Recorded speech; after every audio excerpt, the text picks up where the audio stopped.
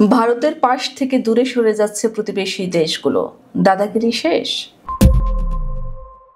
দক্ষিণ এশিয়ায় নিজেকে নিরাপত্তাদাতা বা বিগ ব্রাদার ভাবত ভারত, কিন্তু সেই দাদাগিরি কি এখন বুমেরাং হয়ে ফিরে আসছে?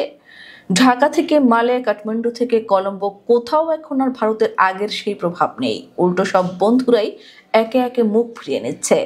কেন হঠাৎ ভারতের উপর এত ক্ষুব্ধ প্রতিবেশী রাষ্ট্রগুলো? কেন বলা হচ্ছে ভারতের পররাষ্ট্রনীতি এখন ট্রেন দুর্ঘটনার মতো? আজকের ভিডিওতে আমরা বিশ্লেষণ করব ভারতের এক ঘরে হয়ে পড়ার আসল কারণ। ভারতের জন্য সবচেয়ে বড় ধাক্কাটি এসেছে বাংলাদেশ থেকে। 2024 সালে ছাত্র জনতার গণ অভ্যুত্থানে ভারতের দীর্ঘদিনের বিশ্বস্ত মিত্র শেখ হাসিনার পতন ঘটে। কিন্তু এরপর নয়াদিল্লি যে আচরণ করেছে তা বাংলাদেশের সাধারণ মানুষকে আরো ক্ষুব্ধ করে তুলেছে। কেন্টাকি বিশ্ববিদ্যালয়ের রাষ্ট্রবিজ্ঞানী ডক্টর নাজমুস সাকিবের মতে ভারত বাংলাদেশে স্পষ্ট স্বৈরাচারকে সমর্থন দিয়েছে।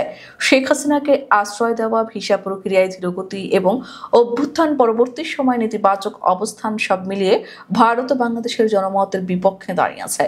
বিশ্লেষকরা বলছেন, মানবতা বিরোধী অপরাধে অভিযুক্ত একজনকে আশ্রয় দিয়ে ভারত নিজেই দ্বিপক্ষীয় সম্পর্কের 12টা বাজিয়েছে।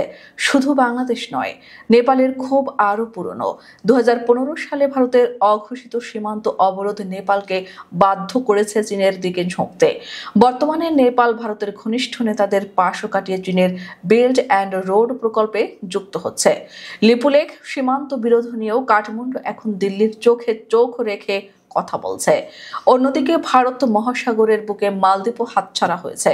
2023 সালে প্রেসিডেন্ট মোহাম্মদ মুইজু ক্ষমতায় এসে ইন্ডিয়া আউট আন্দোলনের ডাক দেন। জনগণের প্রবল দাবির মুখে মালদ্বীপ থেকে ভারতীয় সেনা প্রত্যাহার করতে বাধ্য হয় দিল্লি। সেখানেও এখন চীনের প্রভাব স্পষ্ট। শ্রীলঙ্কার চিত্রটি আরও জটিল। 2022 সালের ভয়াবহ অর্থনৈতিক সংকটে ভারত সহায়তা দিলেও তা নিয়ে এখন বিতর্ক তুঙ্গে। অভিযোগ উঠেছে ভারতীয় সহায়তা মূলত আদানি গ্রুপের ব্যবসায়িক স্বার্থ উদ্ধারের জন্য ছিল।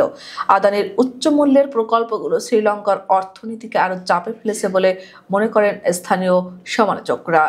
আর পাকিস্তানের সাথে ভারতের সম্পর্ক তো সবসময় বারুদের মতো। তবে 2025 সালে সিন্ধু পানি চুক্তি স্থগিত করার ঘোষণা দিয়েছে ভারত, যা 1960 সালের পর কোনো যুদ্ধের সময়ও ভাঙেনি। এই ঘটনা দুই দেশের উত্তেজনাকে চরমে পৌঁছে দিয়েছে। বিশ্লেষকরা বলছেন, ভারতের আঞ্চলিক নীতি এখন বৈপরীত্যে ভরা। বিশ্ব মঞ্চে ভারত নিজেকে চীনের বিকল্প হিসেবে দেখাতে চায়, কিন্তু প্রতিবেশীদের উপর অতিরিক্ত খবরদারি বা রাজনৈতিক হস্তক্ষেপ করতে গিয়ে উল্টো বন্ধু হারাচ্ছে। ডক্টর নাজমুস সাকিব বর্তমান পরিস্থিতিকে বর্ণনা করেছেন এভাবে, সাম্প্রতিক বছরগুলোতে প্রতিবেশী দেশগুলোতে ভারতের পররাষ্ট্রনীতি এক ধরনের ট্রেন দুর্ঘটনার মতো। ভারত যত বেশি চাপ প্রয়োগের কৌশল নিচ্ছে, ছোট রাষ্ট্রগুলো নিজেদের সার্বভৌমত্ব রক্ষায় তত বেশি বিকল্প শক্তি অর্থাৎ চীন বা যুক্তরাষ্ট্রের দিকে ঝুঁকছে।